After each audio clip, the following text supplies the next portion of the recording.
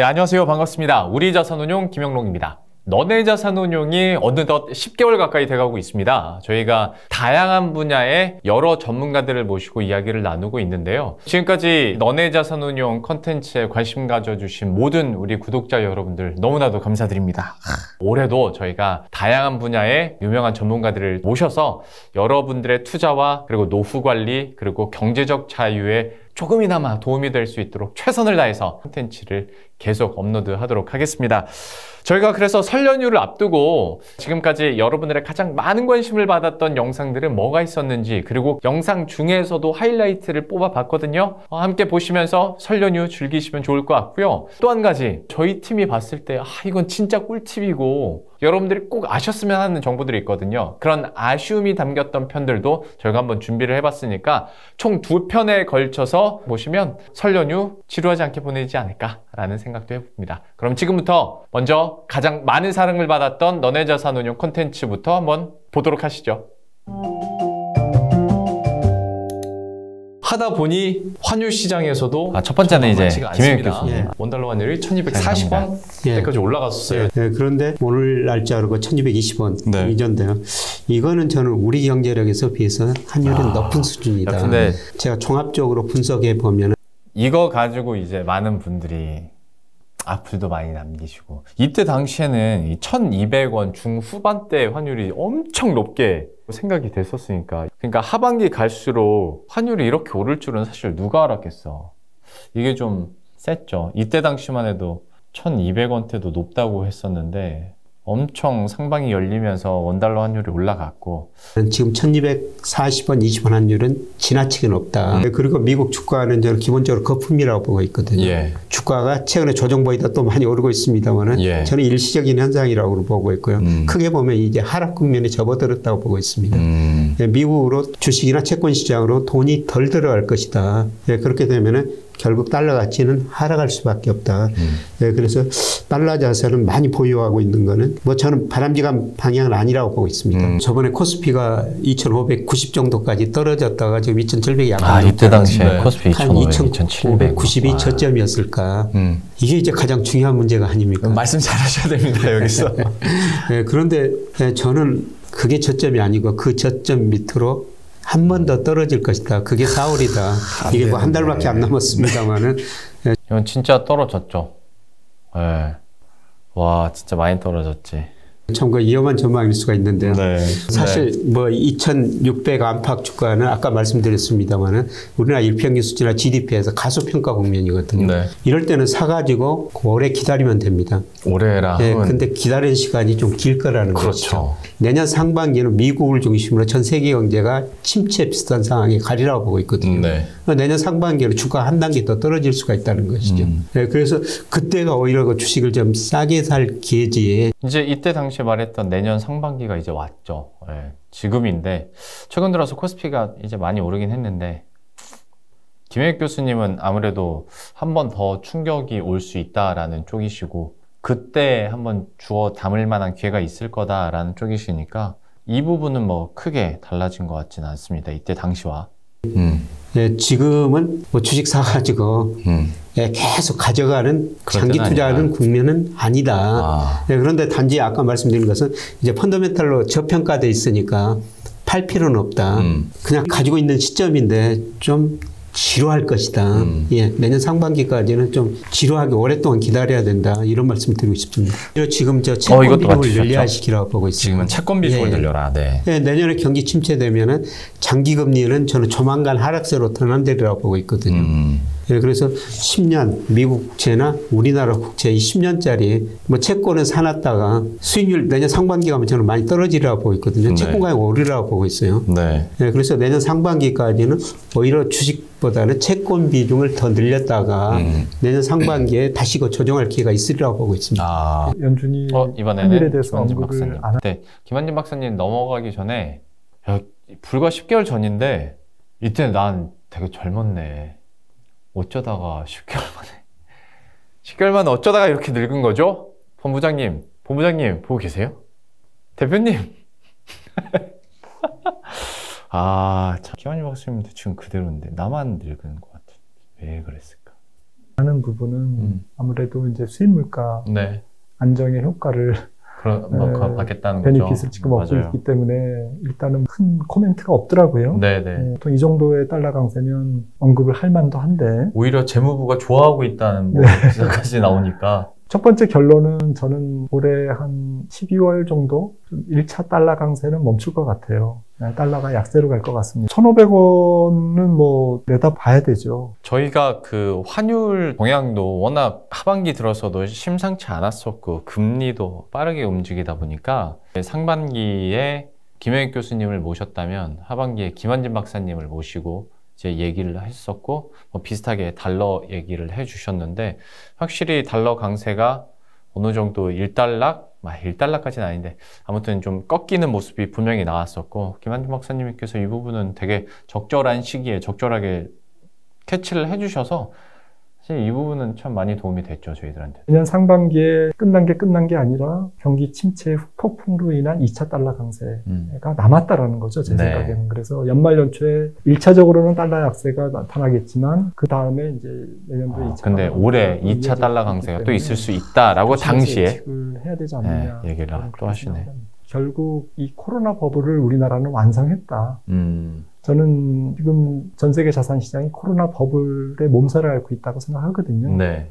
채권 시장의 거품이 미국 국채 10년물이 0.5까지 갔다가 지금 4% 네. 가까이 가 있는 거고, 부동산도 그렇고, 주식 시장이 이제 뒤늦게 동참해서 하는데 미국보다는 우리나라 시장은 고점 대비로도 35% 빠졌고 3,300에서 2,150을 갔으니까 다 토해낸 거고, 기간적으로도 상승 기간만큼 하락이 일어났고 하락 기간만큼 상승 기간이 있었고, 그런 측면에서 완성도가 높다라는 거죠. 맞을 매 다 맞았다. 맞을 매 다 맞았고 거품스러운 거 다 걷어냈다. 아직까지는 삼성전자 실적 바닥이 안 나왔다라고 보는 분들이 좀 많은 것 그렇지. 같고. 그때는 바닥 안 나왔지. 이번에 4조대가 나올 줄 누가 알았겠어. 5조에서 6조 정도 찍어야 바닥이 나올 거다라고. 이제 5조에서 6조요? 네. 야, 이때는 5조에서 6조도 전 충격이어서 약간 웃었는데. 찍을 거라고 생각을 하고 오히려 뭐 빨리 찍으면 찍을수록 반등도 좀 빨라지는 게 아닌가 싶은 생각은 하겠죠. 드는데. 네. 이거죠. 빨리 바닥 찍으면 찍을수록 반등 나올 수 있다라는 거.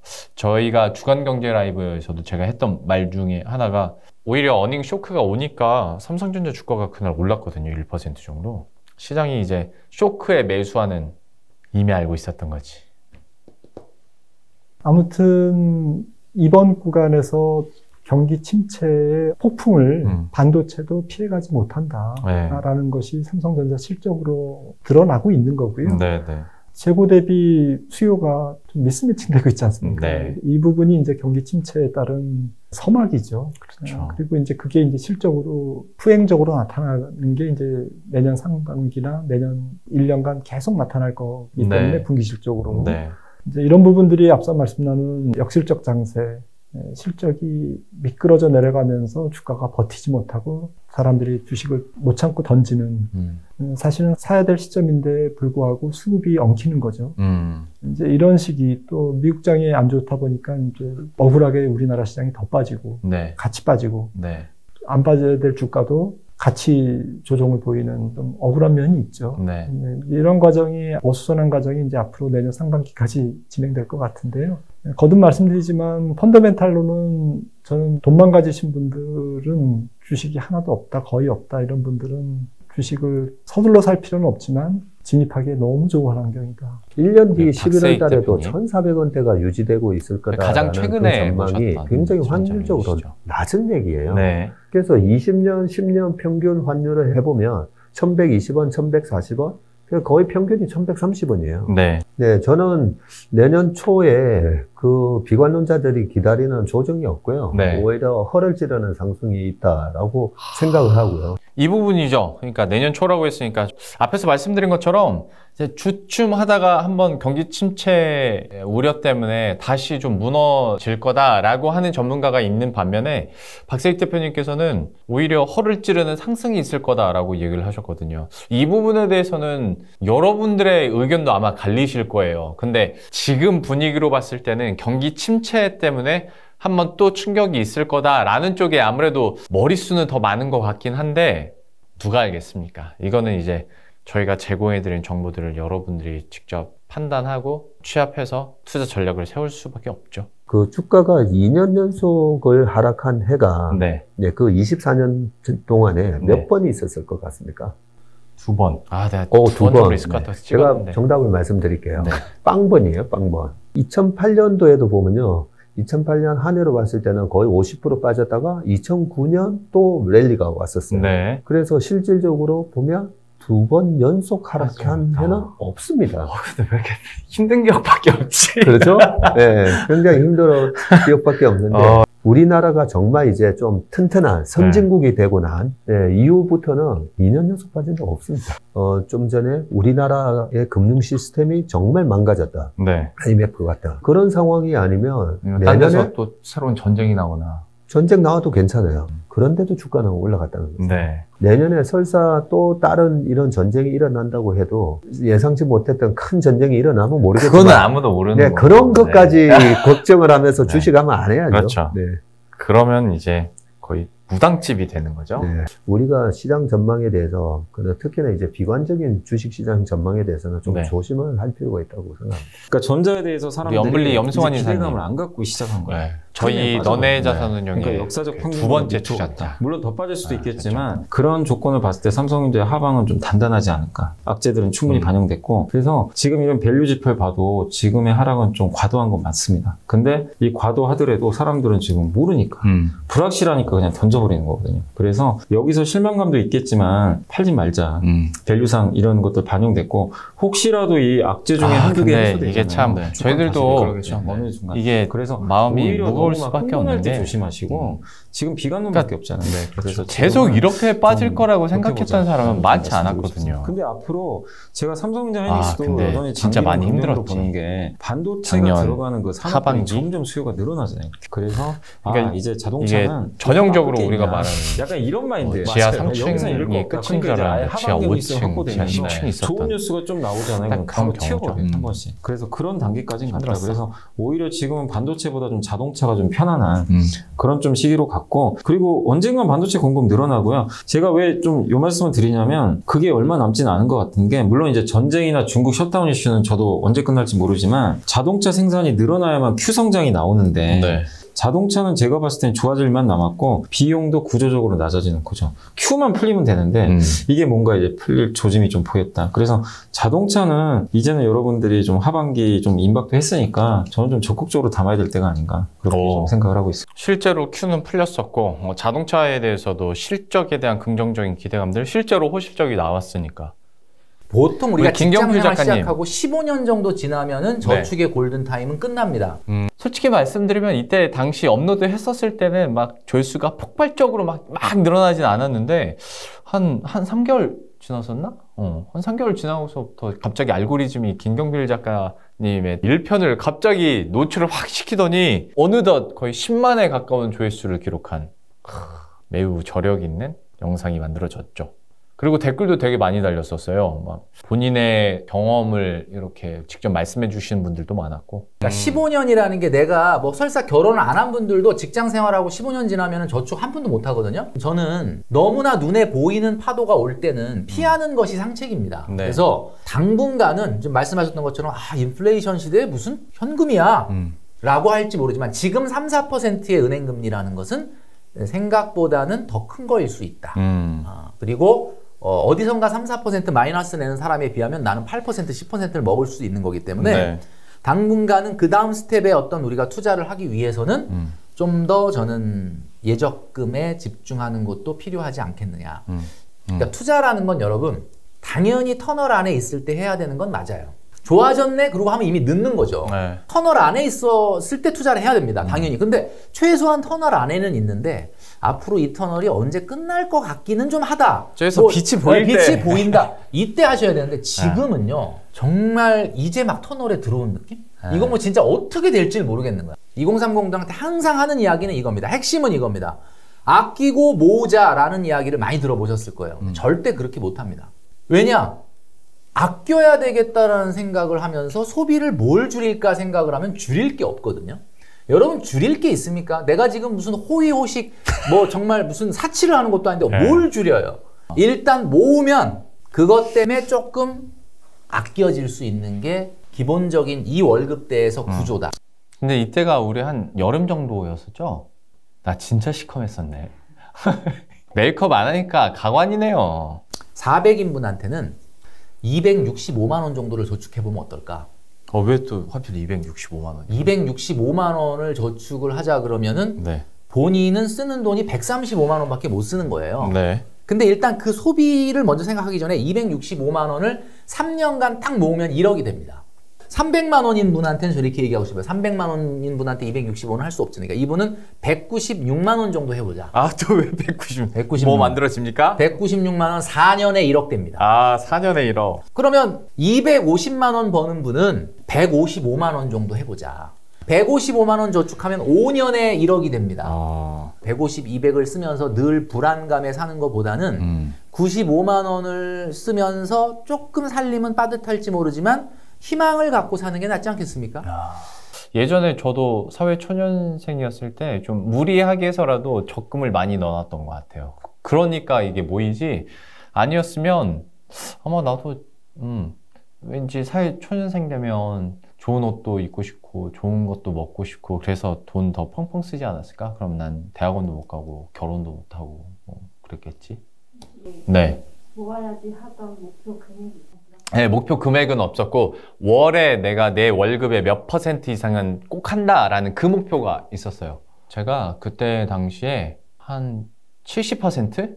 네, 60에서 70% 정도? 네, 60에서 70%라고 하는 이유가 적금식 보험도 있었거든요. 그거는 약간 적금이라고 하기는 좀 애매하니까. 근데 어쨌거나 그 돈까지 하면 한 70% 정도?